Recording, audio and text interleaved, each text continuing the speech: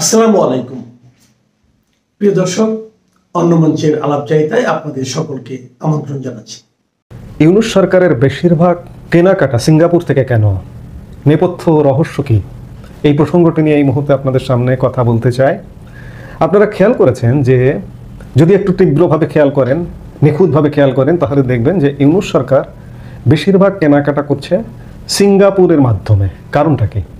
যেমন গতকাল, আজকে আলাপটা করার কারণটা এই যে গতকাল 50,000 টন চাল ক্রয়ের একটা সিদ্ধান্ত অনুমোদন হয়েছে যে সিঙ্গাপুরের প্রতিষ্ঠান থেকে চাল ক্রয় করবে। এর আগে আপনারা জানেন যে যুক্তরাষ্ট্র থেকে গম ক্রয়, সেই গম ক্রয়টাও হয়েছে সিঙ্গাপুরের প্রতিষ্ঠানের মাধ্যমে। অথচ সিঙ্গাপুর কেমন দেশ আপনারা সবাই জানেন, আয়তনে খুব ছোট্ট একটা দেশ। আমি আজকে দিনের আর এক ভাগে এটি সম্পর্কে বলেছি, সিঙ্গাপুর সম্পর্কে। সিঙ্গাপুরের আয়তন আমাদের ঢাকার 2 city corporation, Narayanganj city corporation এবং গাজীপুর সিটি কর্পোরেশনের যতটুকু আয়তন ঠিক ততটুকু। এবং সিঙ্গাপুরে কোনো কৃষিকাজ আসলে হয় না বললেই চলে। 1% ভূমিরও কম জমিতে এই কৃষিকাজ হয়, ফলমূল, শাক সবজি এসব। এখানে চাল বা গম আসলে উৎপাদন হয় না, কিন্তু তারপরেও গম বা চাল সিঙ্গাপুর থেকে আমদানি কেন? গম চাল সিঙ্গাপুর থেকে আমদানি এই কারণে যে টাকাটা আগে যাবে সিঙ্গাপুরে, টাকা আমরা পরিশোধ করব সিঙ্গাপুরে। সিঙ্গাপুর হচ্ছে হাব, তারা কিনে দিবে যুক্তরাষ্ট্র থেকে, তারা কিনে দিবে ভারত থেকে। কিন্তু সিঙ্গাপুর থেকে কেন? এই রহস্যটা কোথায়? আজকে এই রহস্যটা ভেদ করবার জন্য বাংলাদেশের অন্যতম প্রধান একটি জাতীয় দৈনিক বণিক বার্তা একটি অনুসন্ধান করেছে, অনুসন্ধানী রিপোর্ট করেছে। রিপোর্টটার শিরোনাম সরকারি কেনাকাটায় সিঙ্গাপুর ফেলিয়া। বলা হচ্ছে যে বিভিন্ন উৎসকে পাশ কাটিয়ে পণ্য আসছে সিঙ্গাপুর থেকে। একজন বিশেষ দূত ভূমিকা রাখছেন সিঙ্গাপুর কেনাকাটায়। মূল রহস্যটা এখানে। ডক্টর ইউনূসের একজন বিশেষ দূত আছেন যিনি উপদেষ্টার পদমর্যাদায়। তার সিঙ্গাপুরের সাথে একটা বিশেষ সম্পর্ক, তিনি একসময় সিঙ্গাপুরে বসবাসও করেছেন এবং তার ওয়াইফও সিঙ্গাপুরের, যার দরুন এই তারই ইন্টারেস্টে নাকি সিঙ্গাপুর থেকে সব কেনাকাটা করা হচ্ছে। বণিক বার্তার রিপোর্টে বলা হচ্ছে যে সিঙ্গাপুরের ফাইন্যান্সিয়াল হাব হিসেবে পরিচিত এবং নগর রাষ্ট্রটির সবচেয়ে ব্যস্ত কর্পোরেট এলাকা র্যাফলস প্লেস, সেখানে রয়েছে সিঙ্গাপুরের প্রধান ব্যাংক, আন্তর্জাতিক ব্যাংকের আঞ্চলিক কার্যালয়, বিনিয়োগ প্রতিষ্ঠান, বীমা কোম্পানি, অ্যাসেট ম্যানেজমেন্ট ফার্ম সহ বিভিন্ন আর্থিক সেবা দপ্তর। সম্প্রতি একাধিক সূত্র জানিয়েছে র্যাফলস প্লেস এলাকায় প্রায়ই বাংলাদেশের অন্তর্বর্তী সরকারের একজন বিশেষ দূতকে দেখা যায়। জানা যায় তিনি তার কর্মসময়ের একটা বড় অংশই সিঙ্গাপুরে অবস্থান করেন। সরকারের ঊর্ধ্বতন আমলা সহ একাধিক ব্যবসায়ীর সঙ্গে কথা বলে জানা গেছে অন্তর্বর্তী সরকার দায়িত্ব গ্রহণের পর বড় সরকারি ক্রয়ের সিদ্ধান্তগুলোর নেপথ্যে গুরুত্বপূর্ণ ভূমিকা রেখেছেন উপদেষ্টা পদমর্যাদার এই বিশেষ দূত। শুধু ক্রয় নয়, বন্দর বিষয়ে বিদেশিদের সঙ্গে চুক্তিগুলোর নেপথ্যেও কলকাঠি নেড়েছেন তিনি। সংশ্লিষ্টরা বলছেন ওই বিশেষ দূত তার পেশাগত জীবনের একটা বড় সময় কাটিয়েছেন সিঙ্গাপুরে। তিনি একটি উচ্চশিক্ষা প্রতিষ্ঠানে পড়াতেন। দীর্ঘ সময় তিনি সিঙ্গাপুরের এশিয়া প্যাসিফিক অঞ্চলের ব্যবসা বাণিজ্যের গতি প্রকৃতি পর্যালোচনার পেশাগত দায়িত্বে ছিলেন। সামাজিক যোগাযোগ মাধ্যমে উপদেষ্টা পদমর্যাদার ওই বিশেষ দূতের ভাষ্য অনুযায়ী আঞ্চলিক কেন্দ্র হিসেবে সিঙ্গাপুরের বিকাশকে তিনি কখনো দেখেছেন দর্শক হিসেবে, কখনো সরাসরি কর্মে নিয়োজিত থেকে। এছাড়া সূত্র বলছে তিনি নিজেই জানিয়েছেন যে তার স্ত্রী একজন সিঙ্গাপুরিয়ান। সিঙ্গাপুর দেশটি তার স্থায়ী আবাসস্থলের মতোই। বর্তমান সরকারের অধিকাংশ ক্রয় কর্মসূচির কেন্দ্রে রয়েছে সিঙ্গাপুর। জ্বালানির পাশাপাশি এসব ক্রয়ের মধ্যে রয়েছে গম ও চাল। আমি শুরুতে যেটি বলছিলাম, 1 কেজি গম উৎপাদন করে না, 1 কেজি চাল উৎপাদন করে না, কিন্তু আমার ক্রয়ের কেন্দ্র হয়ে উঠেছে সিঙ্গাপুর। আর সরকারের ওই বিশেষ দূত এসব ক্রয় কার্যক্রম কখনো সিঙ্গাপুরে গিয়ে কখনো দূর থেকে সামলাচ্ছেন। জানা যায় প্রতিটি ক্রয় সিদ্ধান্তের আগে বা পরে বিশেষ ওই দূত সিঙ্গাপুর সফর করেছেন।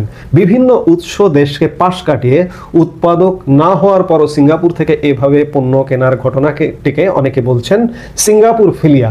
সাধারণত কোনো কিছুর প্রতি আকর্ষণকে ইংরেজি ভাষায় বলা হয় ফিলিয়া। দেশটি থেকে পণ্য কেনার আগ্রহকে বিবেচনায় নিয়ে এ সিঙ্গাপুর প্রীতিকে বলা হচ্ছে সিঙ্গাপুর ফিলিয়া। গত 9 সেপ্টেম্বর সচিবালয়ে মন্ত্রিপরিষদ বিভাগের সম্মেলন কক্ষে অর্থ উপদেষ্টা ডক্টর সালাউদ্দিন আহমেদের সভাপতিত্বে অনুষ্ঠিত সরকারি ক্রয় সংক্রান্ত উপদেষ্টা পরিষদ কমিটির বৈঠকে 3টি প্রস্তাব অনুমোদন দেওয়া হয়। এর মধ্যে ছিল দেশে জ্বালানি সরবরাহ নিশ্চিত করতে সিঙ্গাপুর থেকে 2 কার্গো এলএনজি আমদানি করার সিদ্ধান্ত, যার ব্যয় ধরা হয় 1,85,61,61,000 টাকা। সম্প্রতি বাংলাদেশ যুক্তরাষ্ট্র থেকে গম কিনেছে, কিন্তু ঋণপত্র অনুযায়ী যুক্তরাষ্ট্র থেকে আমদানি করা ওই গমের অর্থ পরিশোধ হওয়ার কথা সিঙ্গাপুরের সংশ্লিষ্ট ব্যাংক হিসাবে।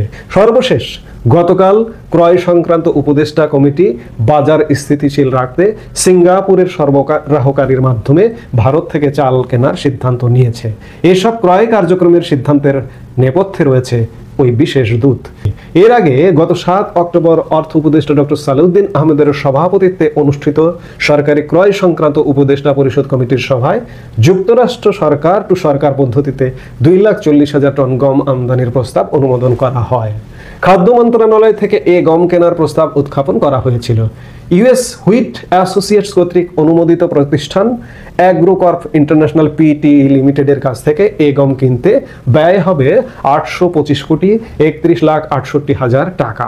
প্রতি টন গমের দাম নির্ধারণ করা হয়েছে $308। ব্যবসায়ীদের দাবি, যুক্তরাষ্ট্র থেকে যে গম কেনা হচ্ছে সেটির দাম তুলনামূলক বেশি পড়ছে। গত 25 জুন অনুষ্ঠিত সরকারি ক্রয় সংক্রান্ত উপদেষ্টা পরিষদ কমিটির সভায় সংযুক্ত আরব আমিরাতের প্রতিষ্ঠান মেসার্স সেরেল কর্পস ট্রেডিং এলএলসির কাছ থেকে 50,000 টন গম আমদানির সিদ্ধান্ত নেওয়া হয়েছিল। এক্ষেত্রে প্রতি টনের দাম নির্ধারণ করা হয়েছিল $275।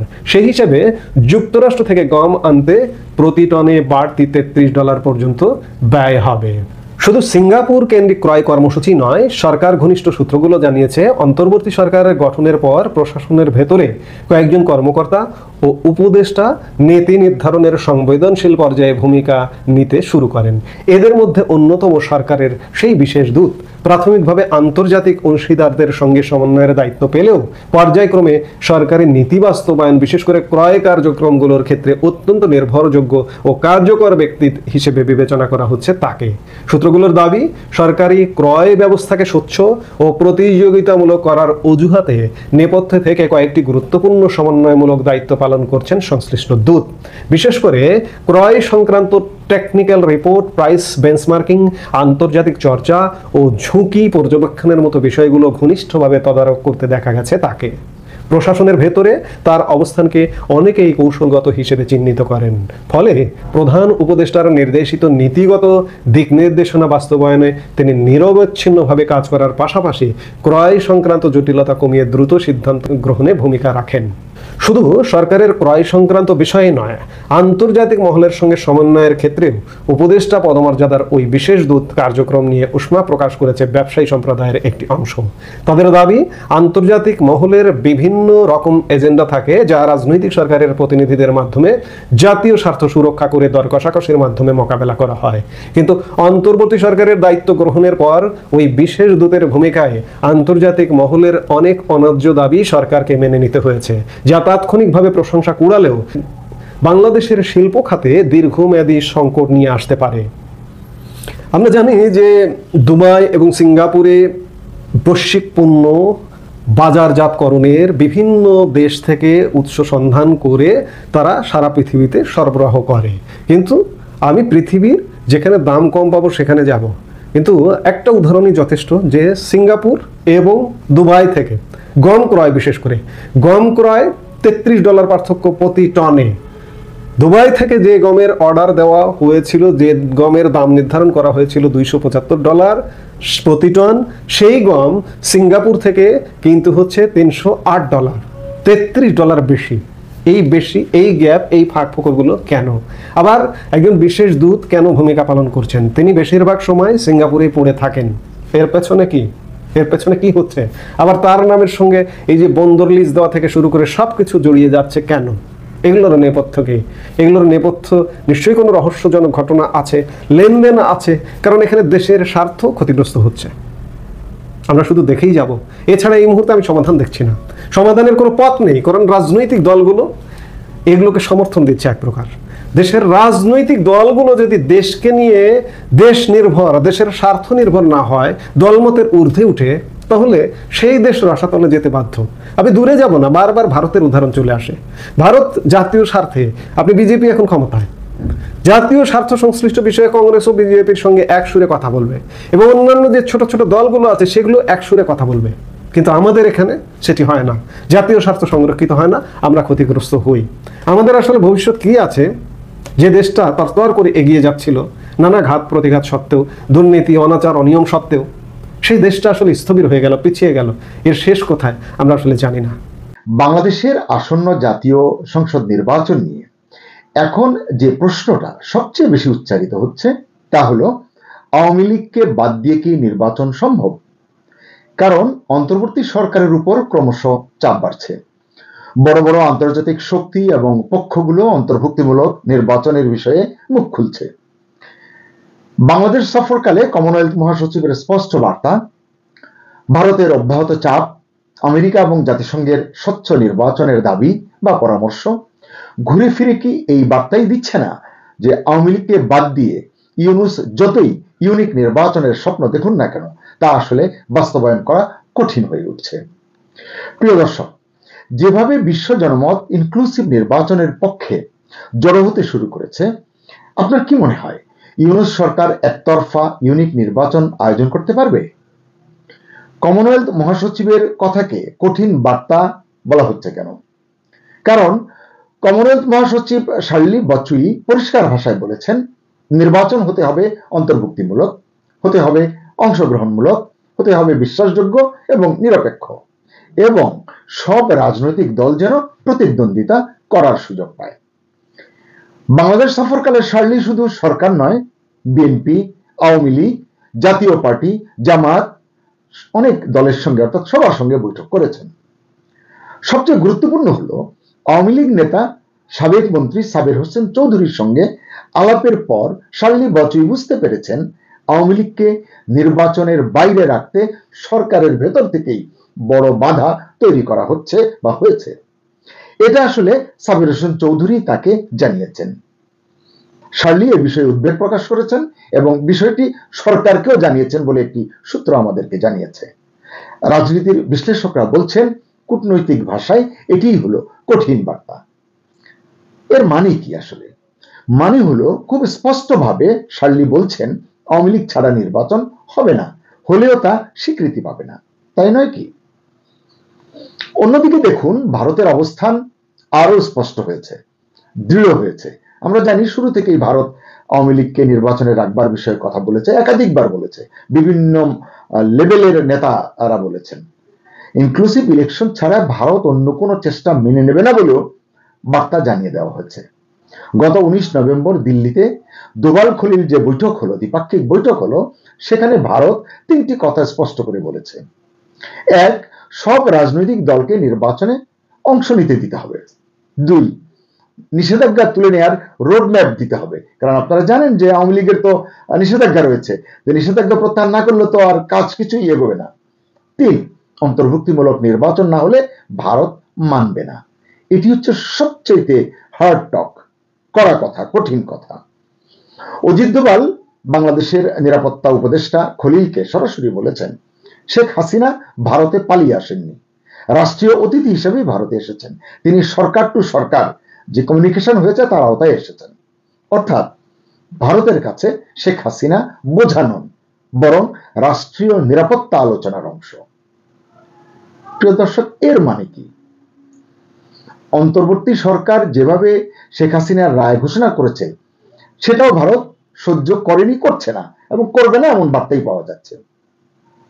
নির্বাচন থেকে আওয়ামী লীগকে বাদ দেওয়া হলে ভারত প্রয়োজনীয় ব্যবস্থা নেবে, আমাদের জাতীয় নিরাপত্তা উপদেষ্টা খলিলকে এমন বার্তাই নাকি দিয়েছেন ভারতের জেমস বন্ড খ্যাত জাতীয় নিরাপত্তা উপদেষ্টা অজিত দোভাল। আমার মনে হয় এই কথাটাই সবচেয়ে বড় চাপ ইউনূস সরকারের জন্য। এখন দেখা যাক অন্তর্ভুক্তিমূলক নির্বাচনে ইউনূস সরকারের সমস্যা কোথায়। আসলে সমস্যা সরকার নিজেই এবং তার কিছু মিত্র রাজনৈতিক শক্তি, বিশেষ করে এনসিপি, জামাত, বিএনপি সহ আরো কিছু ইসলামী দল, নাগরিক শক্তি, গণ অধিকার পরিষদ, এরকম কয়েকটি দল। ইউনূস সরকার চায় আওয়ামী লীগ নির্বাচন থেকে দূরে থাকুক, ক্রমশ দুর্বল হয়ে পড়ুক, আর বিএনপি ফেভারিট হয়ে উঠুক।